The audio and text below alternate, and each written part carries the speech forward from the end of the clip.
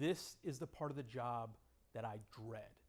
And I was wondering if it was too early to head out for happy hour. But I didn't, and I did what needed to be done. I put an earbud in and I started flicking through the screen of my phone. I was looking for this guy that I had met 4 days before, and the flop sweat of disappointing someone was prickling up on the back of my neck. It was starting to run down my back. And I find Steve's number, and my heart is in my throat. I take a deep breath to clear a mixture of nervousness, but also slight irritation.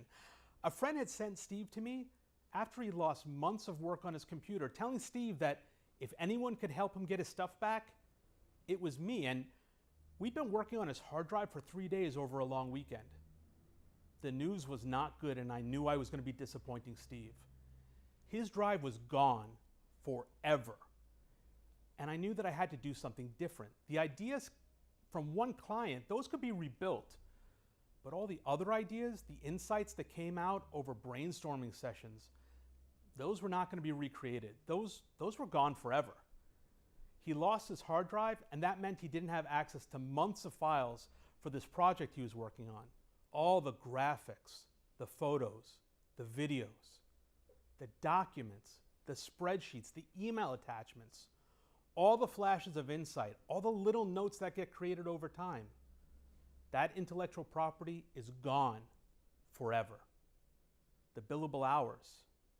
This is what happens when you lose your hard drive. Is your hard drive being backed up? After that, I huddled my team and said, we were never going to have this happen to anyone else in the future.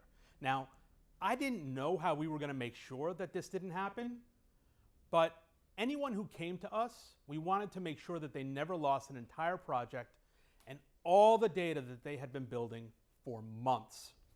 So I asked some colleagues, and then my team and I looked at dozens of products to protect our customers, to protect them from fire, water, theft, themselves, mostly from themselves. And our end result was a realization that it wasn't just one thing that we could do to make sure that this never happens again. Through practice and work and testing, slowly but surely, we developed a process, a way.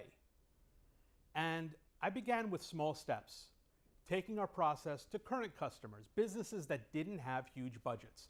People who were storing data, memories, information on their laptops, their phones, their tablets, their desktops at home. And it grew. And we tested it, and it grew. We built a process with steps to take and tools and checklists, and then we automated it. And then I started working with new clients who had experienced that dreaded call saying, sorry, we can't get those files back, or that was stored in the cloud and it wasn't ever backed up. Since that call to Steve, where I had to tell him that the data he was looking for, it wasn't coming back, it was gone forever, I've worked with hundreds of companies to keep their data safe and secure and available, keeping them up and running through bad times and good. No matter where your business is storing data right now, on your laptop or phone, tablet or cloud, we can keep you going. It starts with a decision to stop sticking your head in the sand and start taking steps necessary to protect yourself.